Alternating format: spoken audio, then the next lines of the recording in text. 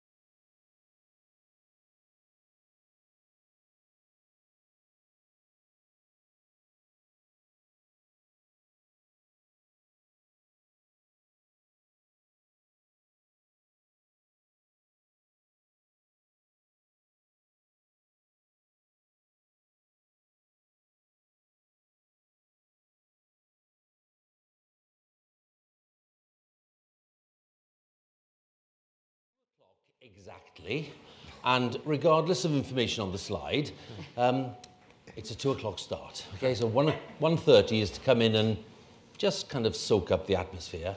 And as you can see, there is a reason that we have 4 chairs on the platform, because we have 4 panel members today. But Catherine Barnard is running slightly late, having taken the slightly odd decision of jumping into a cab in central London, which is not recommended these days, but she's on her way. So when Catherine turns up, we can invite her to take her place straight away. Jill Rutter is here, Anand Menon, Jonathan Portes, and we will be discussing 2022 with maybe a little tentative glance forward to 2023. Which is either brave or an act of folly, depending on your point of view. I've chaired lots of retrospective panels like this after some rather eventful years in the past, not least 1989, and then, of course, the end of the Thatcher years, and then the advent of the Blair government, etc., etc. Nothing really comes into the category of 2022 for things which were predictable and things which were clearly not possible to predict. So we might have predicted that COVID-19 was still causing issues in terms of health and finance and all kinds of social and public health matters and policy, resource implications for the health service. Of course, we can discuss that. The conflict in Ukraine clearly has presented major and rather terrifying challenges.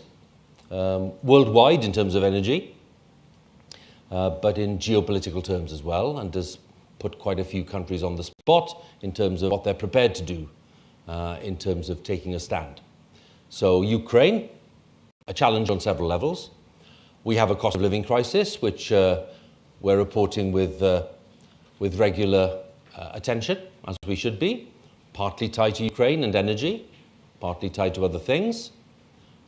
We have an issue with interest rates. We have an issue with a certain mini budget which took place in November. Slightly losing track of time at this point. If there's anyone in the room who wants to speak up for that budget later, please, I'll come to you immediately.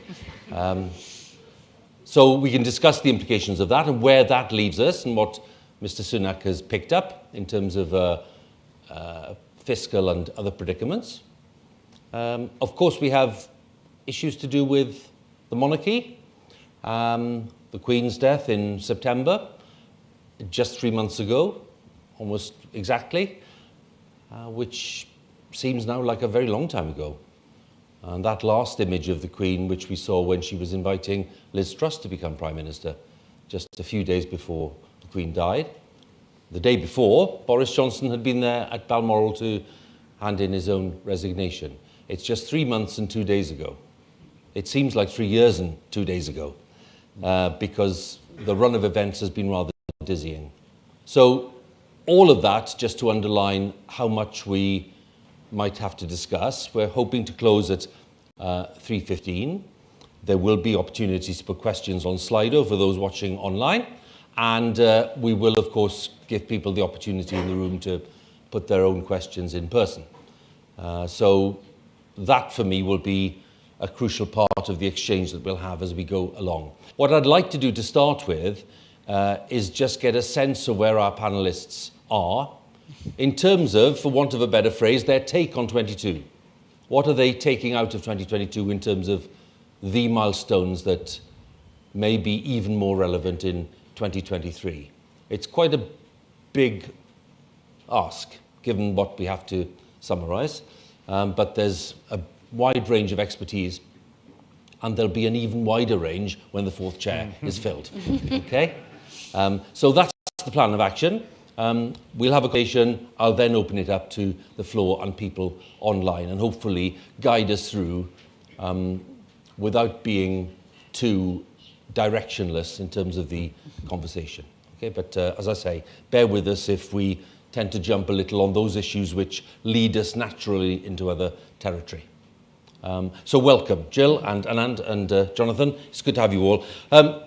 Jill, I know that you've been busy this morning at the Treasury, talking to civil servants there about what's going on, and I'm sure they'll have their own take about 2022, given the fact that the Treasury's had its own, let's say, voyage of discovery during that time. If I were to ask you, 2022, heading into 2023, what are the things that stay in your mind as the things that should be focused on right at the end of this rather eventful year? So I think it's been a very interesting year. It's gone from a year in which we all sort of vaguely assumed that probably the Conservatives would win the next election, to one where everybody thinks Labour winning the next election looks pretty nailed on, is the sort of default assumption. So that's a big political sea change when you think how difficult everybody thought it was for Labour to turn things around after Boris Johnson's 2019 election victory. And we've also seen so we've seen that political turmoil. We've also seen sort of unprecedented ministerial churn. I think colleagues where I worked said there's actually been more people in the cabinet, bigger change in the cabinet than a year when you actually change governments with a general election. So unprecedented turmoil there. I was just talking, as you said, to these youngish Treasury officials, and I said, I worked at the Treasury for 19 years. I think I managed 4 and just my 5th Chancellor as I left. They've seen that in a year, which actually is really, really difficult if you're trying to work in government and get anything done. We've seen a sort of policy roller coaster, and Boris Johnson then being replaced by Liz Truss, the September mini budget quasi-quartering car crash, the reversals with that statement by Jeremy Hunt, where he basically said all of this is toast except the 2 bits that are virtually on the statute book now. I think people should have actually aborted one of the things that was going to the Lords that afternoon, the Health and Social Care Levy. So we've seen a big that, and we've now got Rishi Sunak as Prime Minister, who actually at the start of the year probably was seen as the heir presumptive to Boris Johnson, but that went through that sort of phase when he became anyone but Rishi after his rather tin-eared spring statement and the revelations about his wife's non-dom tax status. And now he's ended the year as Prime Minister probably earlier than he expected, and probably not having expected to be the 3rd Conservative Prime Minister this year quite that way. So it's been a sort of mad year. And I think the interesting question is, having seen what's happened this week in terms of the government's decisions, the 2 U-turns on the Levelling Up bill, the one, if you like, aligning with the anti-growth coalition over housing targets, the one potentially aligning with the pro-growth coalition over onshore wind, and then yesterday's decision on the Cumbria coal mine. I think the really interesting thing is what space do Rishi Sunak and Jeremy Hunt really have to forge any sort of distinctive policy agenda and see it through? Or are they basically just like a ball in a pinball machine between the different factions within the Conservative Party? Okay. Jonathan, your take. one useful discipline that being an economist imposes on me is that the Financial Times asks me, along with several dozen other economists, to say what we expect in the year to come. And I then also, at the end of the year, look back on what I said and try and do a sort of self-assessment, marking myself to market, in the words of the Californian economist Brad DeLong. So I did just now look at what I said at the beginning of the year, and we were asked a number of questions. So on the performance of the UK economy, I said that I thought we would continue to underperform, that while mostly economic performance would be driven by global factors, we'd underperform slightly because of Brexit and because of relatively tight fiscal policy. That, I think, has been broadly right. I said that inflation would fall back quite sharply towards the end of the year. It hasn't done that yet. Sorry about that. I mean, I could obviously blame Putin because I didn't, like everybody else does. But I think it's probably true that in addition, I got that slightly wrong. Inflation has been somewhat more persistent than what I've said. Although I do think that inflation actually probably is falling quite sharply now. It won't show up in the figures because the way we measure inflation is what's the price level compared to a year ago. But in month-to-month terms, I think over the next few months, actually, as demand comes down, we will see inflation fall quite a bit.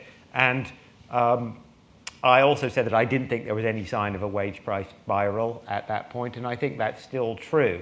And I thought one of the sort of most insulting to our intelligence arguments I've heard in some time was that made by some unnamed minister to Robert Peston, which he reported yesterday. Some of you may have seen the Twitter thread when he said that, well, we can't give public sector workers any more money because it will set off a wage price spiral. At a time when inflation is 10%, when private sector pay is increasing by about 6% annually in the latest figures, and public sector pay is increasing by about 2.5% annually in the latest figures, the idea that it's public sector pay that is in any sense driving a wage price spiral is pretty obviously risible.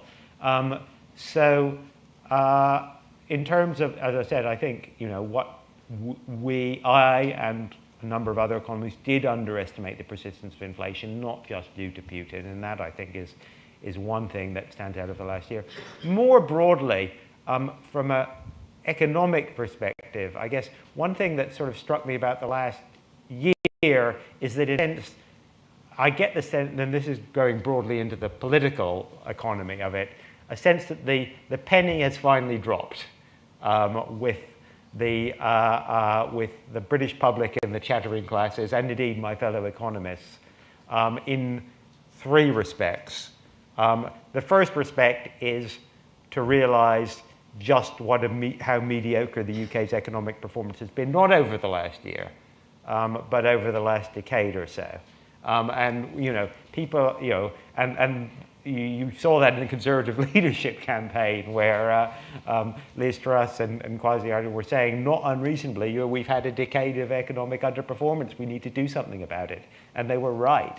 And that is sort of, we're beginning to realize that we're getting relatively poorer, that our poor productivity performance is feeding into economic performance and prosperity more generally, that our public services are underfunded, mismanaged, and crumbling around the edges, sometimes more than around the edges. And that is sort of, that hasn't happened in the last year. It's happened over the last decade, but people are beginning to feed through. Similarly, the same thing with Brexit. And I said the last decade because I think that underperformance is not just about Brexit, or even mostly about Brexit.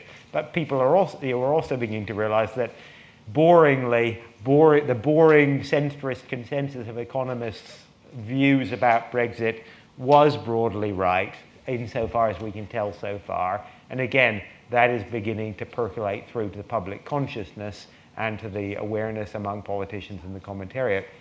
And then the final thing, which is a development over the last year, but which I'm quite pleased about because I did get this broadly right, is the impact of the post-Brexit immigration system. We saw probably the largest, the figures are very dodgy and distorted a lot, but to the extent that we can say anything, we probably saw the highest net migration to this country in ever in the last year of statistics. And that reflects Hong Kong, it reflects Ukraine, it reflects liberalization of student migration, but it does reflect that the post-Brexit migration system is, at the moment, unless the government changes it, one of the most liberal in any advanced economy. And I think that's broadly a good thing. I hope the government broadly sticks with it. But that was not something that I or anyone else expected 5 years ago, but it was something I expected at the beginning of this year or 2 years ago, and it's quite nice to see that, and that is actually one bright spot where we are at the moment. I'll stop there. Thank you. Jonathan, thank you. And I'm glad that your son has already prompted some questions, some more polite than others. So we'll come to them. Catherine, we've been having a ball here in your absence. Yeah. I mean, you've missed all the fun, okay? It's the story of my life, that. No, it's great to have you with us. Thank you. I'll let you catch your breath. I'm going to Anand next. So we're just having a take on 22, just headlines, okay? So why don't you just settle into your chair? And I'm now slightly less unsettled by the fact that there's an empty mastermind kind of chair at the end of the row. So headlines of 22, Anand, what are yours? I mean, the first thing, what a fantastic time to be a political scientist with everything that's going on. And for me, the headline is realignment. And I mean that in two ways, I think. Domestically, I mean in the way that our politics is showing signs of shifting back to where it was prior to the referendum of 2016. The referendum of 2016 tipped things on their head electorally and in terms of how our electorate works. And we saw the culmination of that in 2019, where the Conservatives won a number of seats that you would never previously have expected them to do well, and Brexit became the dividing issue. And Boris Johnson put together broadly a coalition of Leave supporters. Now, that seems to be unravelling, and it seems to be unravelling for a lot of reasons. It seems to be unravelling. It's partly, I think, because the Conservatives now lack someone with the fantastic gift of ambiguity that Boris Johnson possessed. I mean, Boris Johnson was able to hold that coalition together whilst simultaneously telling people he was a low-tax Conservative, whilst going up to the Red Wall and saying, we're going to invest. And he had an ability to hold that together. So I think his personality being gone is a big thing. But secondly, the one thing you don't want if you create the 2019 coalition is an economic crisis. Because whilst the coalition is happy talking about immigration or Brexit or footballers taking the knee or whatever it might be, it is profoundly divided, as Jill hinted at, on economic policy. So we might be seeing a realignment in British politics, if you like. That's to say that some of the structural changes that we've seen since Brexit might be getting slightly corrected. Second meaning of realignment, I think, and this is probably more important, is internationally.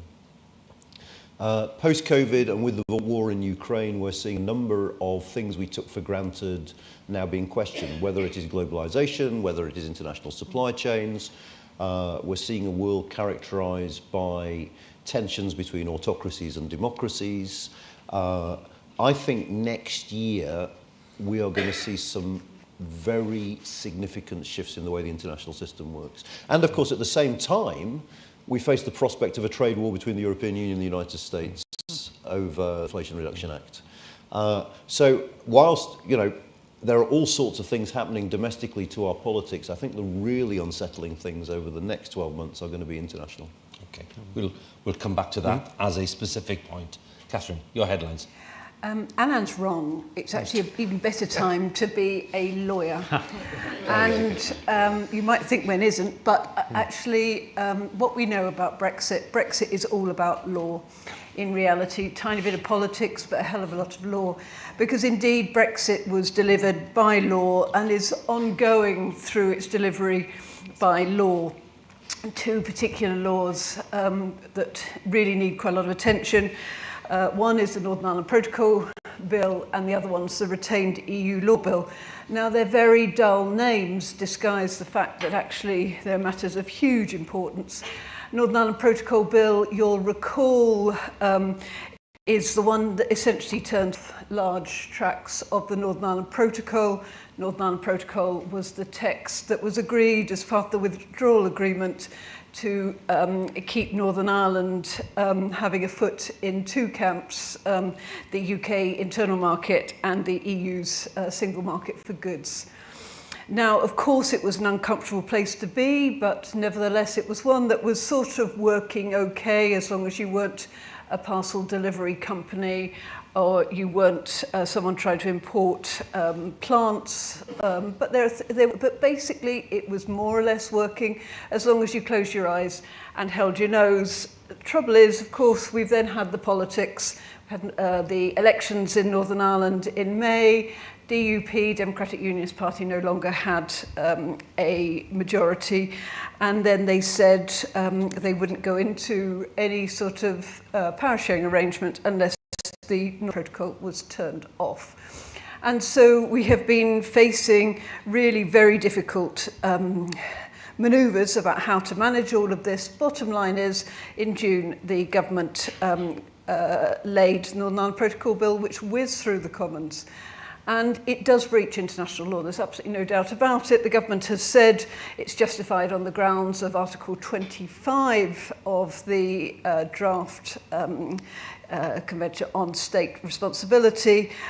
Most mainstream lawyers don't accept that argument. And so positive things are that the mood music is a whole lot better. And what to look out for in 2023 is, of course, it's the 25th anniversary of the Good Friday Agreement, and all sides have got a lot to be proud of in the Good Friday Agreement, and there's a hope that there will be a visit from the US President Joe Biden, but it looks like he might not come unless there is some sort of resolution on the Northern Ireland Protocol. So that's Law 1 to look out for. Law 2 is potentially even more dramatic, and that's the retained EU law bill. And what this bill does is turns off 2,400 pieces of retained EU law, plus an extra 1,400 or so that were found down the back of a sofa, so best part of 4,000 pieces of legislation. And this is really important stuff. This is legislation which covers things like food safety, safety of aircraft. It also covers things like gas safety certificates, so things not to be sniffed at. And all of it's going to be gone at the end of 2023 in the stroke of a pen. Now, lots of people think this is not a great idea. It's not so much it's not a great idea because it's bad to turn off EU law. I'm not saying that EU law is good and therefore domestic law is bad, quite the contrary. The biggest problem is that there is no plans for what is going to be put into place. And so what the bill also does is it gives a sort of get-out-of-jail-free card, and that get-out-of-jail-free card allows ministers to pick which bits of law they want to carry on in force. The trouble is we don't know what process that will happen by. And so at the moment, we're looking, if this bill becomes law, we're looking at a really pretty major cliff edge for best part of 4,000 pieces of legislation. So this is going to be a mega fight next year. I know it sounds techie, but my goodness, is it important. Thank you very much. Thank you very much. I have to say, as chair, I'm kind of terrified by the scale of the subjects that we've just heard about. And I'm just thinking, well, I mean, I could just plunge in and get a few questions from the old Slido, which is obviously a nice route for us to take. But I would actually like to pick up on, in broad terms, the economy. I would like us to just explore that a little more before we go on to some of the more specific things we've heard about as well, because it's been mentioned in different guises here. Jonathan, with his view on the broad consensus around maybe the impact of Brexit, and then the impact on policy in the Treasury and beyond. We also have the interesting element, I think I'll throw this in as well, of how Labour responds and the stance that Keir Starmer has decided to take on issues such as immigration and maybe revisiting elements of the Brexit deal or not revisiting, as he's kind of put it in recent days, with implications there for the way that people respond at election time to what Labour has to offer. So on that, Anand, I'll start with you. Where do you think this debate on the economy post-Brexit and between the parties is going into 2023? Well, I don't think we will have a debate between the parties about the economics of Brexit, because I don't think it's a debate that Labour want to enter into. I mean, Keir Starmer, if you like, is the kind of Jeff Boycott of politics, which is that, it is a risk-free approach to winning the next election. And it's sensible enough when you've been out in opposition for so long, or when you have such a big poll lead. I don't think he should be criticised for this. And I think there is an element of truth to the fear amongst Labour strategists that if we start taking the battle to the Conservatives over Brexit, they will fight back by painting us as Remainers who want to undermine the will of the people. And that might have an impact in some of those seats that we're trying to either retain or win back. So I don't think you can... I mean, Keir Starmer is doing what Keir Starmer should do, which is trying to win the election. And I think it is pretty plausible that the best way to win the election at the moment, and we'll have to see what happens to the economy next year, is not necessarily to say silly things, as he did on the radio the other day when he said rejoining the single market won't boost growth, but to steer clear of that debate in general. So I think what you've got is a weird situation, and Jonathan hinted at it, where, the commentariat, the press, all sorts of people are now openly debating the economics of Brexit in a way that hasn't been the case since the referendum. But our political leaders aren't, and I'd be surprised if that were to change next year, to be honest. So let's try to look ahead to the next general election campaign. Mm-hmm. How will it translate in terms of a campaign issue, if at all? Very hard to say. I mean, Rishi Sunak isn't Boris Johnson, so he won't be able to campaign on Brexit in the way that Boris Johnson did, as, a great achievement and a sort of mobilising force for the country. I think my sense from what little we've seen of Sunak so far is it probably won't be that much of a major issue. I suppose one open question here is the degree to which the Lib Dems make it an issue. Right. I mean, that's a key variable, I think. If they go heavy on this, which there's very little sign of them doing so far, that could change things. But I suspect, even though it'll be something we're all talking about and thinking about and trying to assess the impact of, I'm not convinced it'll be a central issue in the next election campaign. Jill, your sense of that? I think I'm with Anand on that, not just because I work for him.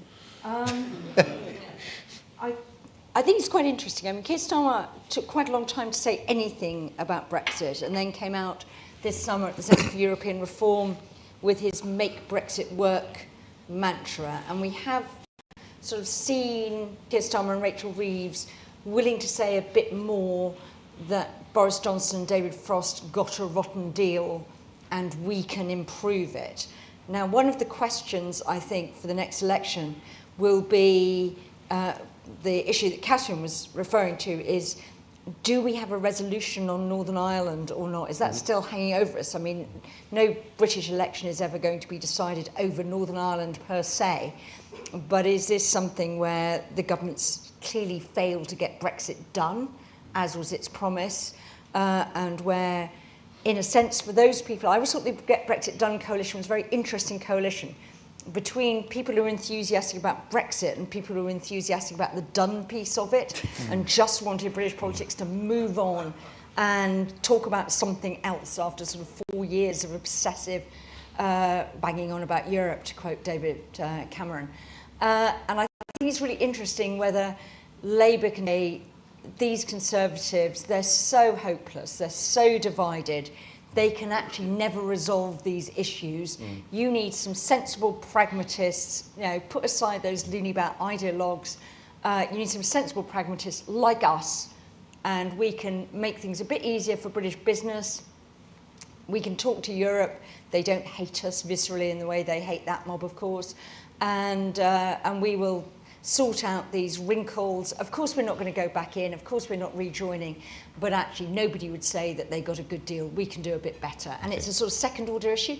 But again, it sort of slightly depends, Hugh, throwing back to you, as to whether the media want to ask every person who pops up, are you going to do things about Brexit, or whether there's a sort of, not a conspiracy of silence, but whether the media actually buys into the let's not talk about Brexit narrative as well.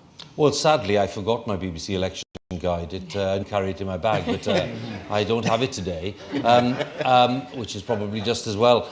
Jonathan, your take on not just Brexit, but the way that we debate Brexit in the context of the performance of the economy going forward.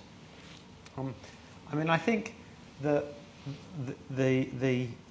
question is to what extent it becomes embedded in the public view that actually Brexit is a large part of the explanation for our economic woes, because to the extent that that becomes embedded, and certainly we've gone some of the way there, then it is going to be increasingly unsustainable for politicians just to ignore it completely.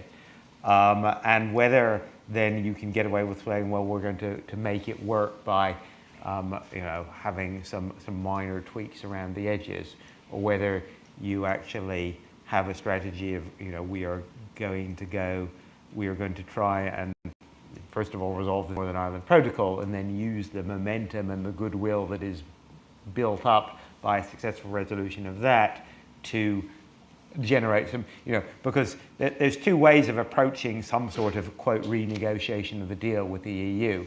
One is to say, well, there's this, that, and the other on the table. Let's resolve that, and that will solve it. And the other is to go in and say, let's start with X, Y, and Z, and the farther we go, the more successful we are, then the more that gives us economic, political space to go and generates goodwill to enable us to go even further. And then you get this sort of some Brexiteers will then describe, not unreasonably, as a slippery slope back towards not rejoin, but certainly reorientate the UK. And there is a sort of, what's your, and this is a big hole, I think, in both parties. Well, what's your economic strategy? What is your strategy for this country? And if part of your strategy for this country is being part of the wider European economy, which it has been for 40 years, and you have no obvious replacement for it because the sort of Liz Truss Singapore model isn't going to be on the agenda, regardless of what you think of its merits, just isn't going to be on the agenda anymore, then what's your alternative? And if therefore that is where you're going, then do you follow the logic of that? Thank you. Catherine? I just want to say a couple of things just to leaven the mood a bit, to say, one, the Trade and Cooperation Agreement, which is the deal we're trading with the EU under, has to be reviewed after 5 years or so. It looks like one of the things that could become an issue in the election is what are we going to do about the deal, because any review would have to take place in 2024-ish, 2025. Secondly, although the deal that we've got, the Trade and Cooperation Agreement, does anticipate other agreements, in fact, there's not a whole lot of wriggle room for having new agreements. There's not that much space in the TCA, apart from a bit over improving things on services, a couple of other areas. Which brings me to the third point, which is why would the EU actually make many concessions to the UK? Because it's worth bearing in mind that the Trade Cooperation Agreement, for all of the hype around it, in fact, is basically a deal about goods. There's almost nothing in it about services, nothing in it about mobility. And if it's all about goods, the EU has a trade surplus with the UK in respect of goods. And remember, too, that at the moment we are not imposing any of our checks on goods coming in from the EU, which of course means we're essentially contracting out the controls on goods into the EU. Why would the EU want to make concessions to us over services when we always had a trade surplus with the EU in respect of services? So in fact, this talk about improving the TCA at one level is nice, but actually what does it mean in practice? There's not a great deal of space, either legally or politically. And then finally, this idea of rejoining or not the single market. The single market really isn't a thing to join. The single market comes with a whole package of the role of the Court of Justice in particular, or the role of some other court, like the EFTA court. It's not possible to formally apply to join the single market. All we could do was apply to join the European Economic Area.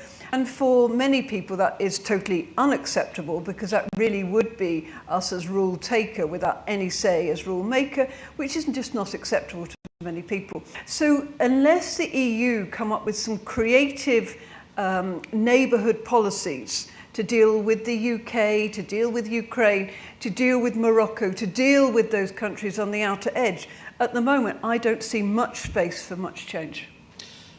Lots of the questions coming in are to do with the qualities of individuals who are in elected positions and who are running big government departments and taking on big responsibilities and will be managing some of the big issues that we've just been outlining here.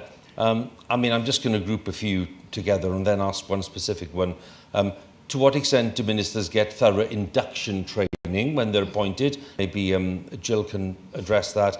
How can we improve the quality of ministers is another question which has come up in different forms a few times.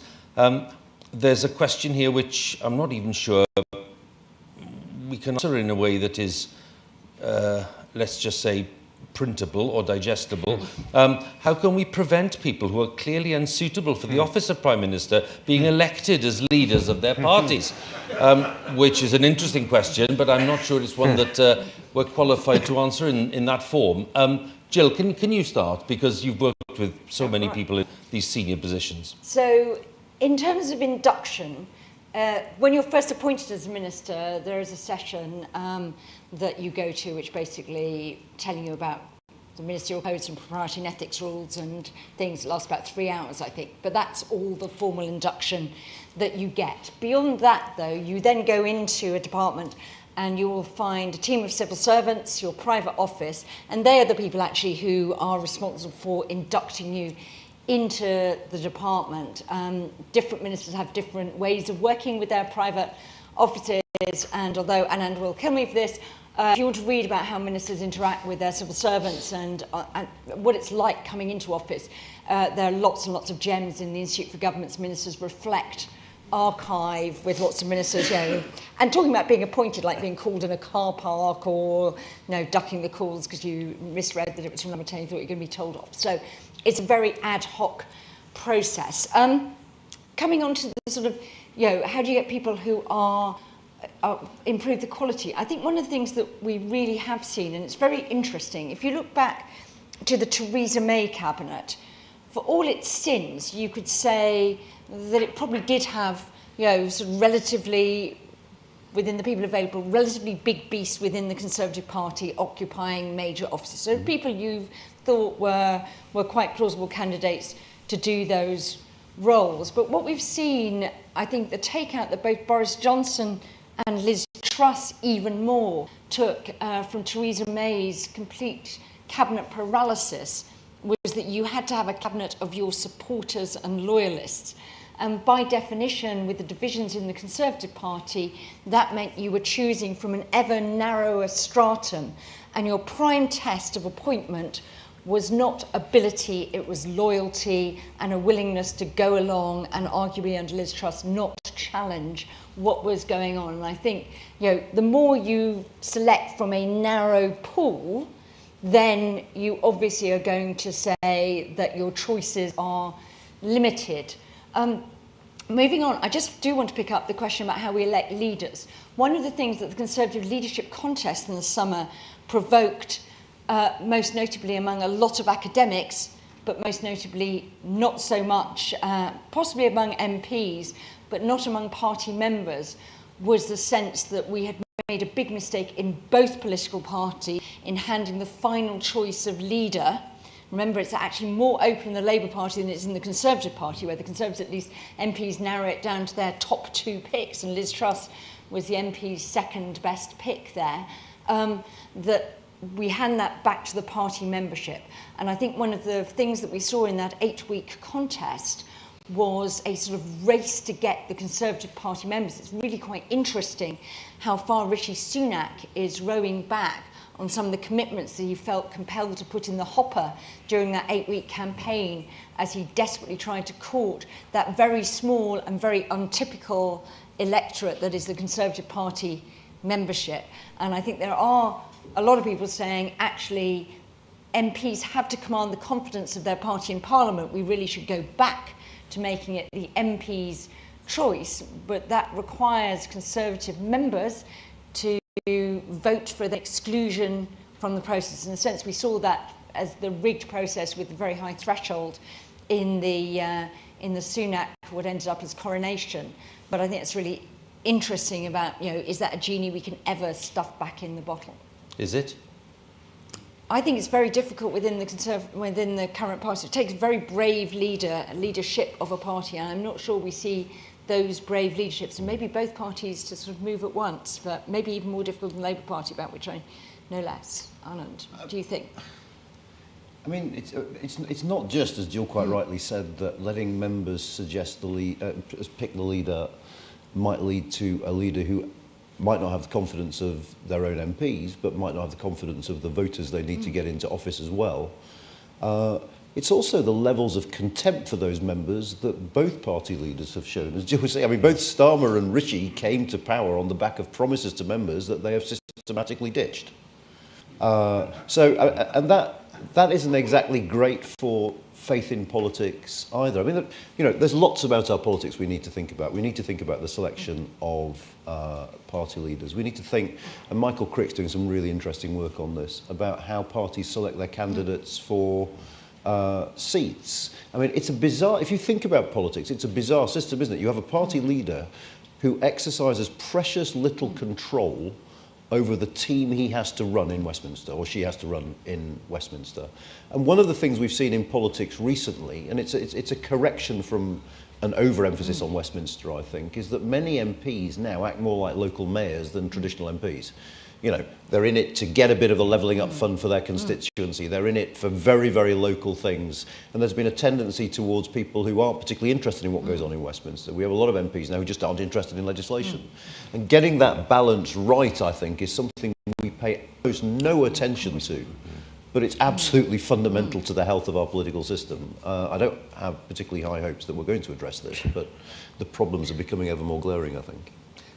Can we just hold for a second a sense of how many people in the room would like to put a question to the panel? Just a few hands, thank you very much. 3. Okay, well that's good because I've got plenty on the Slido as well. Could we bring the microphone forward, please? And the first hand up was this gentleman here. Yes, that's right. Hands up very clearly for the colleague of the mic. There we go. And just identify yourselves as well as you go along. Thank you. Hugh, thank you very much indeed. I'm Simon Shelley. I work in the Foreign Commonwealth and Development Office. But I'm speaking now kind of unofficially and out of general interest. Anand knows very well, and Jill knows a bit, that I can always be relied on to ask the very simplistic question, so here goes. If I give you a virtual fiver and take you down the bookies, the bet you have to place is who becomes Britain's next Prime Minister and in which month of which year. Off you go. Well, that was an interesting little gauntlet being thrown down, and thrown down with great energy. Thank you very much.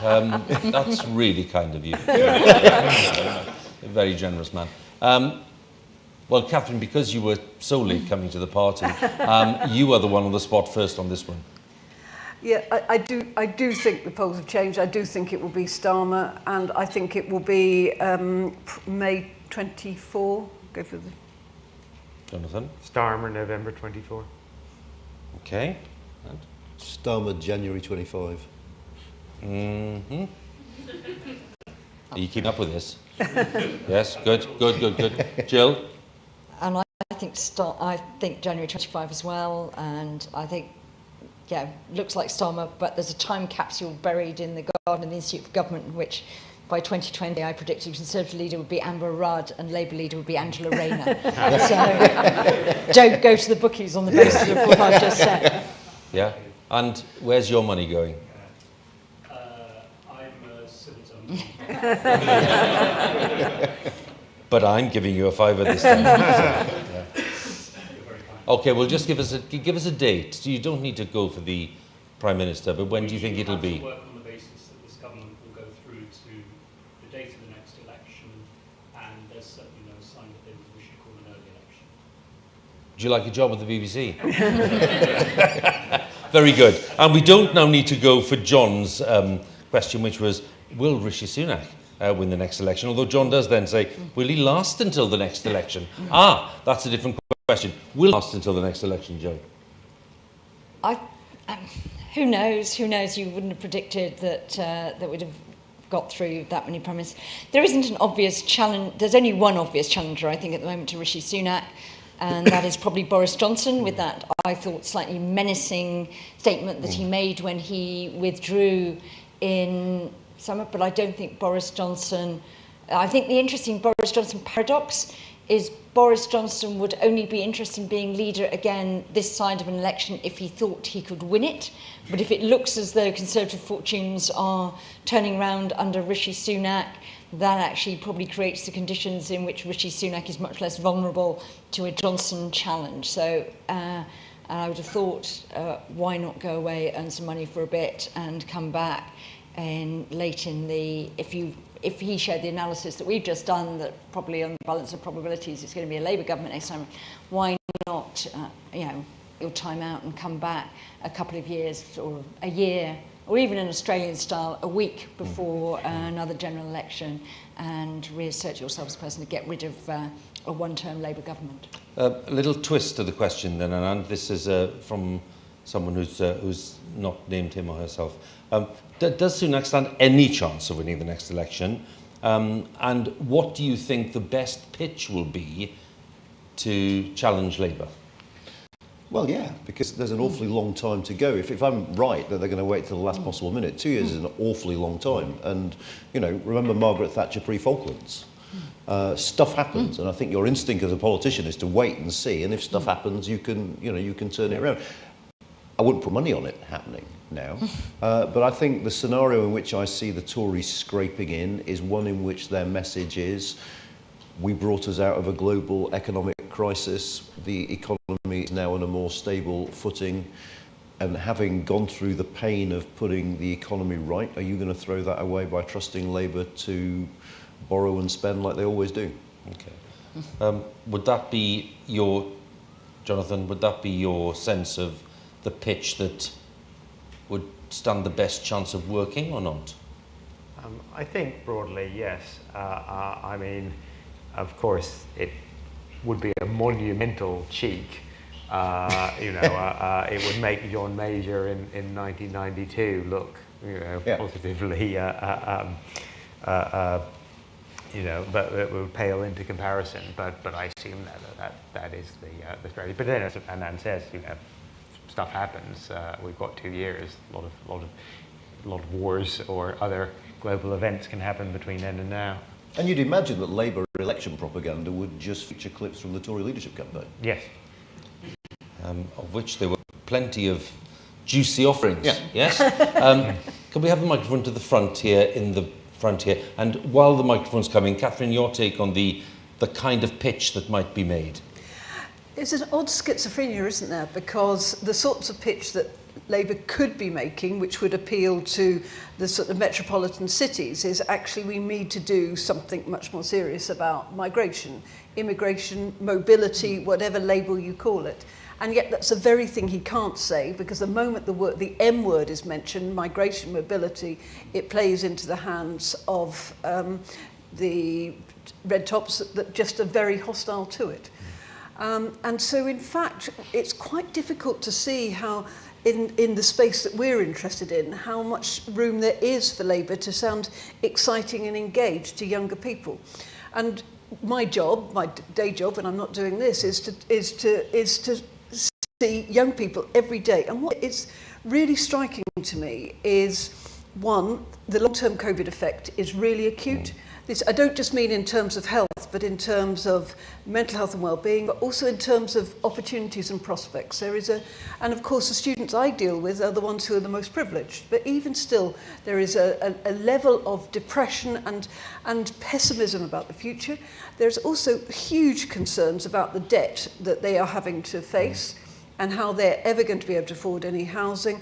And remember too that the way the rules are being changed on the repayment of student loans is crippling to those who are going into their first jobs, who are earning just above the threshold.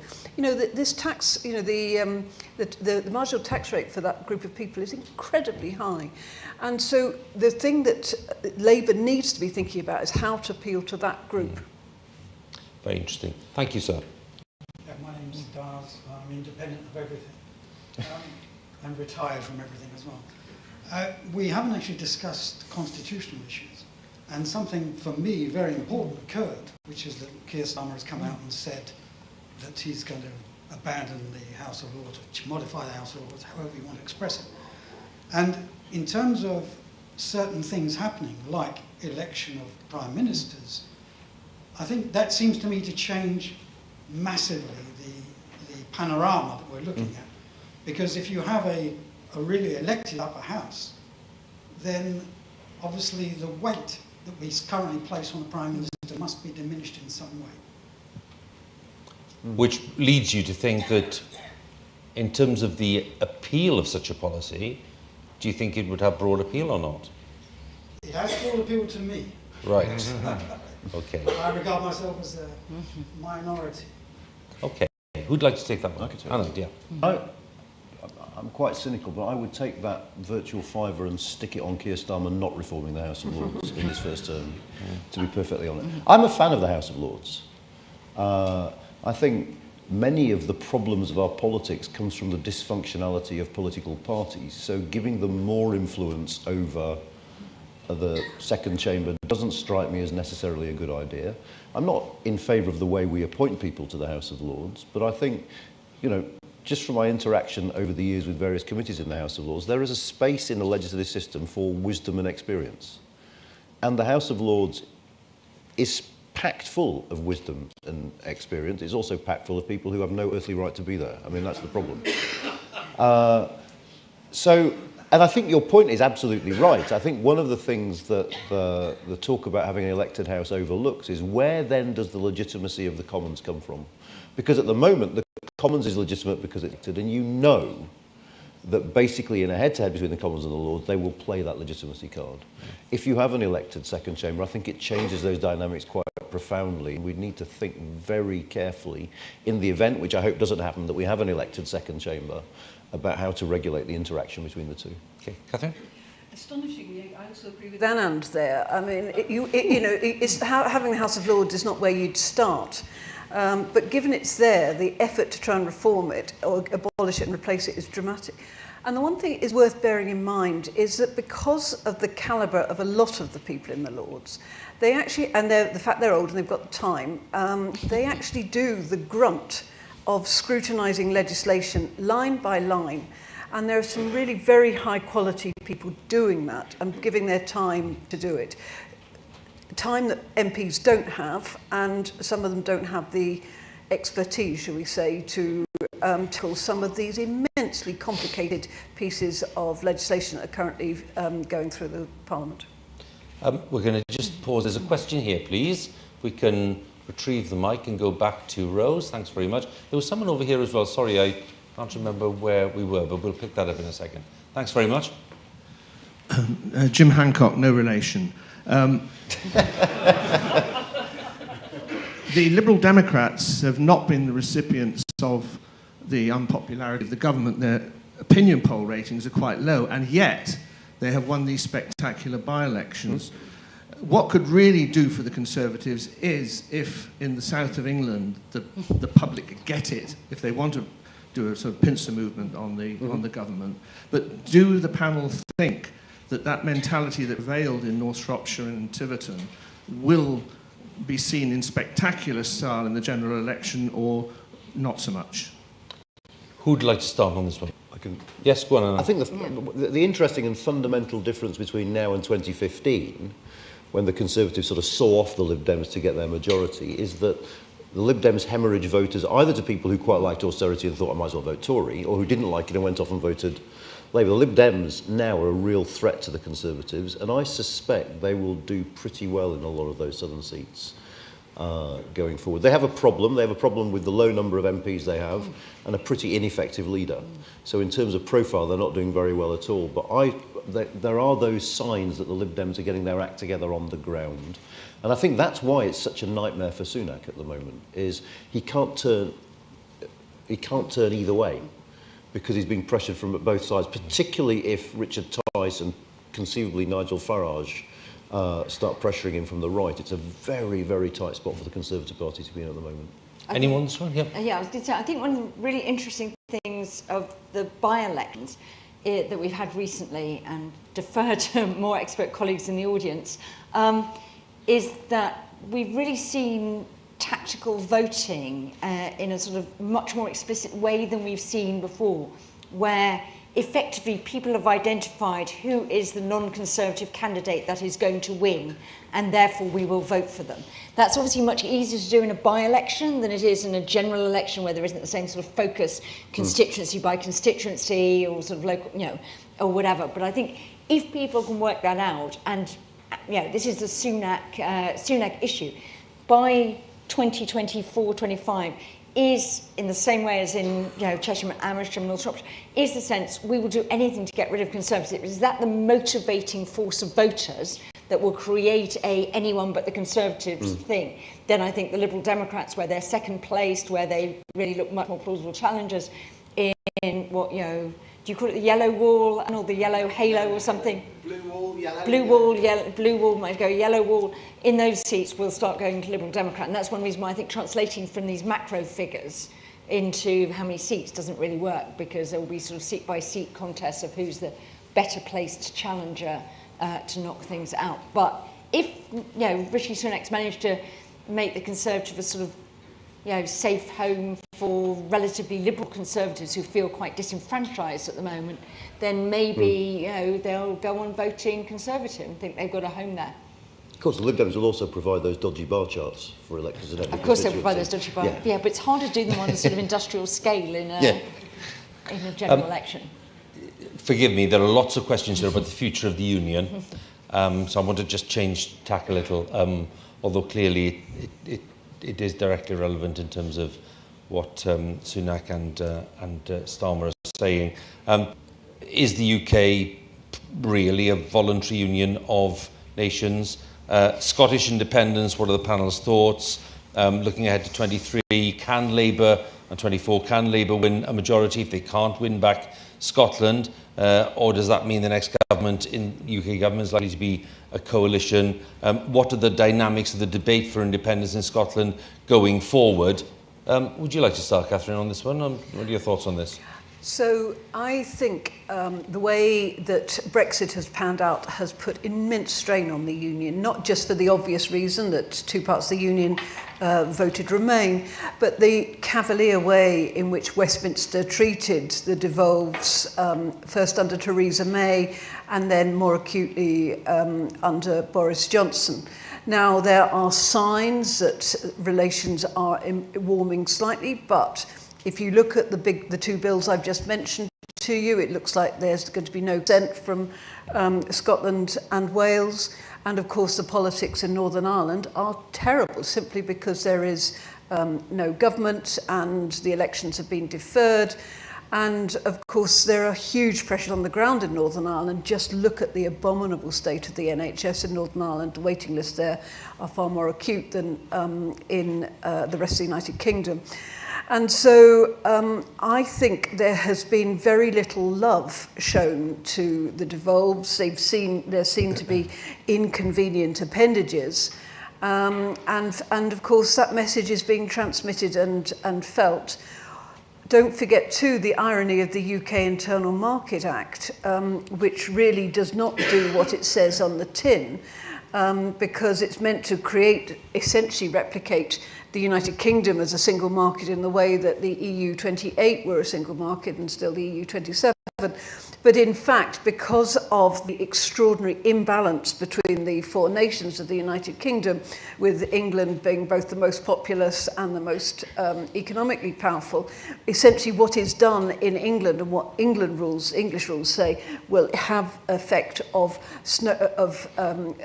removing any attempts that Scotland or Wales, Northern Ireland make to try and have their own set of laws going forward, which sets higher standards. English goods will be admitted with lower standards and they'll have to be sold there because that's the nature of the Act.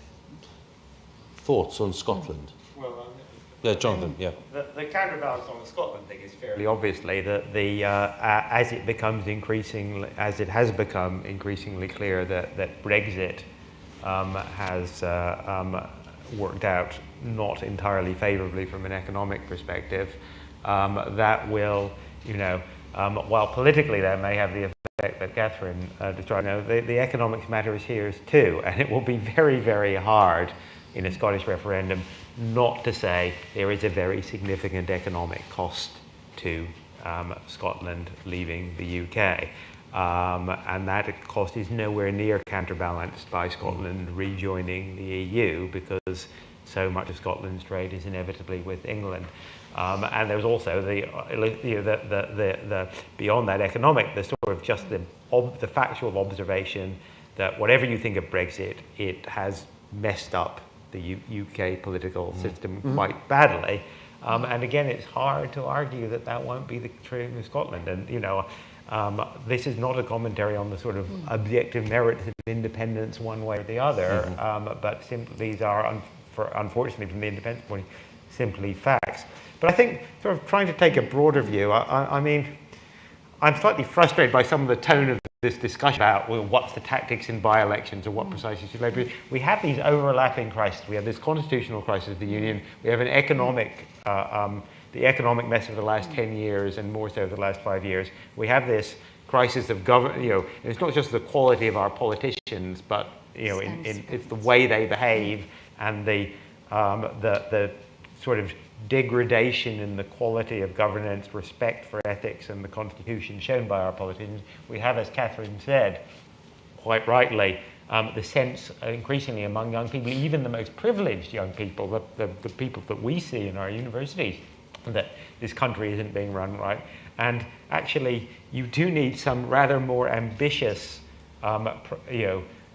thinking from all sides of the political spectrum, but particularly if Labour are in pole position to win the next election from Labour, it isn't simply a matter of being slightly less bad than the last 10 years. That just isn't good enough. So I would, I'm trying not to be too political here, but I would say that politicians of all parties ought to be thinking of what actually are some slightly more ambitious and radical proposals that break a bit with the way things have been done for the last 10 years, that might actually address some of these overlapping crises. That's in a sense what's interesting actually about the Gordon Brown report, exactly what I was going to say. Which is everybody's focused on, I'm not going to call it the froth, but the sort of abolition of the House of Lords, but actually, that's sort of one plank in his view of a way of entrenching the devolution settlement, giving the devolved, a sort of power to, have more influence on what the UK government does, but also to protect the Constitution, which has proved to be, quite flaky and unrobust. When you have a thing saying, if Boris Johnson wanted to call a general election, the best the Golden Triangle or whatever they're called could come up with was that the Queen wouldn't be able to come to the phone. I mean, that's not a robust constitutional settlement. And I think, in a sense, it's a bit of a shame that all the discussion of the Brown proposals, which were saying, actually, is there an alternative to independence that could make devolution work better? I don't think it's gone down a bundle in Scotland, but, by sort of doing more powers, is there a different model of governance in England that could actually make this work? We do need to look at the sort of rest of those proposals as well. He also makes quite radical proposals on integrity and ethics, building on the Angela Rayner idea of much more beefed up integrity and ethics system and things like that. And those are all at least the start of a debate. You can see the big issue that he ducks, and ducks is reform of the House of Commons, which I think is a bigger priority, and question marks about the electoral system, which I think are big questions immediately than abolishing the House of Lords as opposed to radical reform of abilities of prime ministers to appoint, etc., etc. But I think at least that's an attempt to have that sort of discussion that Jonathan was saying. But in a sense, we've gone down the very easy rabbit hole of talking about House of Lords reform, because that's a bit we can all grasp, and we all don't like, the fact that, Lebedevs appear and it all looks ludicrous. Yeah. I mean, I'm as underwhelmed as Jonathan by the state of a lot of the political. I mean, it's striking to me that I can't remember a time when the two big parties were both led by someone who's so obviously just not very political. That's good. Technocrats rule. And that accounts for a lot of the sort of lack of a sort of driving vision or a narrative or a story for the country. And that's not great. What I would say is, in the case of both Scotland and Northern Ireland, there are some potentially really interesting political developments that we might see over the next few years. I mean, in Scotland, there are hints of a Labour recovery. I mean, I wouldn't get overly excited about this yet, but there are those hints. There are hints that the SNP is starting to be judged on its record in government, which to date it has managed to avoid quite well. And of course, the SNP is having to think about life post-Sturgeon, which might be slightly more uncomfortable for it than life under Nicola Sturgeon. So there's signs there. And on the island of Ireland, of course, there's Sinn Féin. And I think this is something we haven't given enough attention to, is the electoral strength of Sinn Féin, both north and south of the border, really is a game changer in a number of different ways. And so just in purely sort of party political terms, there are a lot of things that could have major impacts on the union over the next couple of years. Okay, I'll take one more in the room. Oh, this lady here, thank you. Thanks very much. Yeah. Thank you very much. I have a bit more international question. Yeah. I'm ambassador of Slovenia here in the UK, Simona Leskovar. You were talking about the leadership or the lack of leadership, and we also see that in the continent and globally. So my question would be, what would be a piece of advice you would give to a next UK leader? What would be the issue to deal in a foreign policy? So what to watch in a foreign policy? Ooh, okay, well, good. I mean, thank you very much. It's good to have you with us. Thanks for the question. Who'd like to start on this one? Jonathan, go on. I mean, I do think it would be to try and reboot the relationship with the EU, beginning with Northern Ireland, but trying to push things forward and trying to get us back inside, regardless of where exactly we go on the sort of the legalities of the relationship. To say we are back, we are here, we are trying to have a constructive and positive relationship. And, actually Europe faces, going back to Catherine's, well, what's in it for them? And I think, the fact is Europe has plenty of problems, economic, geopolitical and security, all of which actually would be much better off with the UK inside the tent. Thank you. I would just say thank you for that question and for raising our sights a bit. I would like the UK to show a degree more humility, that I think that our approach so far has not been one that's endeared us to our neighbours. I understand the politics behind it. On a more positive note, the European political community is a very small step, but at least potentially positive step of cooperation in respect of foreign security policy, which is where there is an area of greater commonality of interest. And so maybe out of small acorns, not exactly an oak tree, but at least something, a little sapling might grow, which will be a start. And then, of course, if there was a more respectful relationship, maybe is a better way of putting it, certainly on the UK side, rather than anything but the EU, which has been the essential guiding principle till date. if there was a bit more of a respectful policy on both sides, you could then imagine some things which would be beneficial on all sides going forward, of which by far the most important, in my view, most realistic, would be some sort of youth mobility scheme to try and reach out to the people I've been talking about who have been very disillusioned by what the UK has to offer. And also, of course, there's lots and lots of students across the EU who'd really like to come to the UK too without having to pay significant overseas fees. Thank you very much. Anand. I disagree with Catherine on the European political community, which strikes me as an utter waste of time, but we'll see what happens with that going down the line. I think the key thing for me is that the EU and the UK and the EU need to figure out how to be allies and competitors simultaneously. And I think at the moment the allies bit is not being given enough attention. It doesn't, I mean, actually, I don't think the structures matter particularly in terms of our ability to work with the EU on foreign and security policy. But I think both sides need to make clear their commitment and their need to do so, given the scale of the international threats that we share, that we face in common. So that would be what I would say to a new UK Prime Minister is, you know, you can compete economically. We're outside the European Union, so as long as the case, one of the metrics of politics will be how well are we doing relative to the European Union. That's just how it's going to be. But you shouldn't let that get in the way of our ability to work with the European Union on some of these broader international things. Now, the EU equally needs to do some thinking there, because I think from Galileo to some of the rules around the European Defence Fund, these things have been written restrictively in a way that keeps us out. But I don't think keeping us out serves the interests of the European Union particularly well in the foreign and security policy space. Thank you, Jill.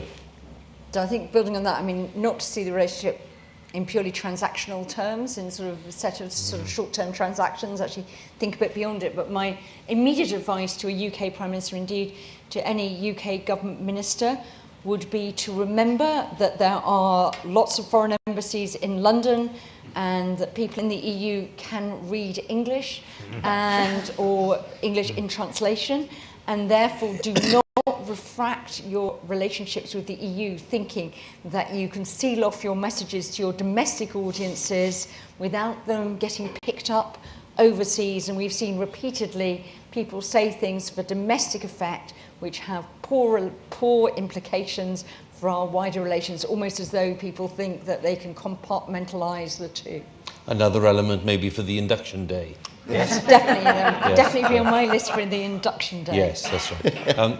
Can I just end on one question to bring us back to our headlines as we've been carrying them this week, because they drift into 23 as well in terms of industrial relations and the way that that will impact on the kind of political response. Now, the Prime Minister says he might even consider new legislation in this area. So we have a big challenge in terms of industrial relations and pay in the public sector especially.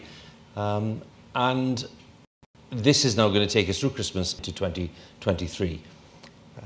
Do we see it, unless these things are resolved in a way that is not foreseeable today, and doesn't involve actually agreeing to very big pay rises, do we see this resolving itself in another way? Will it come down to new legislation? If so, what could that involve? Because that'll take a while to get through Parliament. It's not sort of an immediate solution to anything. Is that just a soundbite?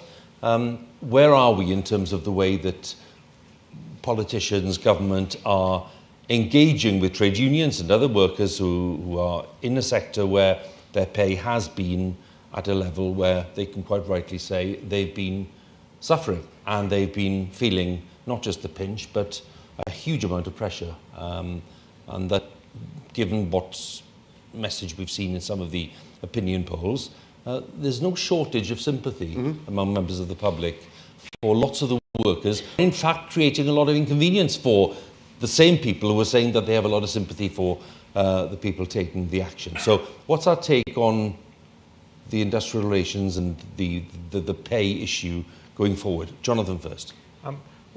I mean, I don't think the legislation is likely to make any difference to this round of strikes. The real question is a political one. The government can win the strike simply by not giving in. you know, what's going to happen? Nurses will go on strike, people will suffer, and they'll go on strike, and eventually, of course, the government can just say, well, you know, then it just becomes a political blame game.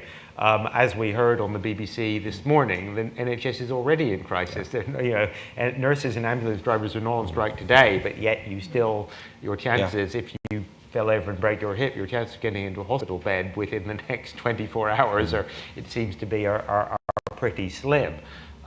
So it is really a question of whether the government wants to, if the government wants to go down that road, it can win these strikes, but the question is at what cost, both politically and to the fabric of our public services, and how does the public respond to that? My sense, but this is just a sort of person in the street political view as opposed to the economics, is that people, I think, realize that our public services are have been mismanaged and underfunded, and that actually the way, you know, I thought it was quite interesting actually that the Hunt-Sunak budget was actually quite well received, despite the fact that it had very, very large tax increases. You know, regardless of the political climate of this government, I think that suggests that actually people do realize that ultimately, if you want decent public services, you have to tax for them, and we've been undertaxing ourselves for a while. I'd say a couple of things. I mean, firstly, for me, it's impossible to know what this government will do because we know so little about the Prime Minister and what he thinks, and we know so little about his parliamentary party and what it will let him do. So it's a very hard time to predict what will happen politically. I suspect the strikes will happen. I think in terms of public opinion, it's not just that people are inconvenienced by strikes, but I think people are starting to get the fact that one of the reasons why they're waiting for that hip operation or whatever is the fact that retention is a massive issue in the NHS, and that is very, very linked to pay. And my sense is that that message has got out. So winning the political fight over this with public opinion, I think, is going to be really difficult for this government. This isn't a simple case of, you know, bloody public sector workers going out on strike. We know, A, that private sector pay rises are far outstripping public sector pay rises, and as Jonathan said, there is now a profound sense that for a decade or so we've underfunded public services, including underpaid staff, and that this is now coming back to haunt us. Joe? I think it's really interesting because if I were the government, I think I would be trying to differentiate between different circumstances. I think it's a very interesting difference between, say, you know, nurses, doctors, maybe even teachers, or areas where there are shortages and whatever, and where there's a good recruitment retention reason for paying more. And for other areas like the rail services, like the Royal Mail, where you actually where the business is actually looking a bit dodgy, and you may need actually real labour reform to do it. So if I were the government, I would be tempted to probably settle the nurses relatively quickly. Not, I mean, even Wes Streeting said he wouldn't give them 17%, but something, that's a big bill, but something that looks like sort of nearer, you know, 7-8% or something like that, and say you're getting the energy support as well. And then pick some where you actually are going to make them go longer. I think it's very interesting the way in which, I think there's a poll out today on the public view of the RMT messing up everybody's Christmas, and I think the RMT might find that's a strike too far, and that actually wrecking Christmas for the third year running is not a popular and well-judged move. So I think the government needs to divide and rule a bit on this, but I'm not sure that they have a well-thought-out tactic. It's very interesting that Dominic Raab's critique of Brandon Lewis, who was Secretary of State for Justice in that hiatus, was that he settled the criminal bar dispute, and that was a mistake, because obviously Dominic Raab was shaping for a fight with the criminal barons and is furious that he can't fight with them. So anyway, so I think it's quite interesting. I would be picking one or two off, I have to say, and have a bit of a settlement going on. Catherine? I would just say we actually already have some of the toughest strike laws in Europe, possibly in the world. These were introduced under the Thatcher government, and they were never repealed by Labour, even New Labour. So how much space is there to regulate You could certainly ban strikes in the public services or in the essential services, but that would mean taking on the unions and also international labour bodies. Taking on the unions, well, they're weaker than they were in '79. The significant decline in trade union membership is down to about 5 million, predominantly in the public sector. Taking on international bodies, well, the government's never given them much time of day anyway, so it probably won't make that much difference. But the fact is, we saw over the P&O dispute, the P&O behaviour, which was entirely lawful under UK law in the sense that they broke all sorts of UK laws, but they could just pay, they were what we call an efficient breach, that they could pay off the workers, that there was real outrage at the way workers were being treated. Now, that's private body, but if the government is doing the same to sectors like nurses, you know, which are a popular group, who we know have been under tremendous pressure, not least because of the last 2 years of COVID, there is a risk that all of this backfires. Well, Anand, you started off by saying that it's been a pretty fruitful time for political scientists. I think we can guarantee that 23 will be probably equally fruitful, and for commentators, for economists certainly, and for those who are keen observers of the scene, including everybody in the room. I'd like to thank you for coming along, those of you here. For those of you joining us online, it's been good to have you with us. I've tried to group quite a few questions together. Some of them, I have to say, were questions that public forum I probably wouldn't be asking, which is why I kind of skipped over them very politely. And some of them even included names, which is a very brave thing to do.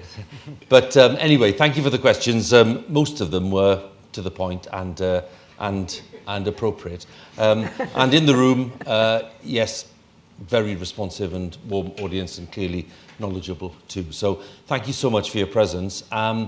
I hope you have a nice Christmas, and I hope that if we gather again next year, as we look back at 23, some of the problems that we've feared will not have actually become reality, and that there has been progress in some of the areas that we've expressed alarm about.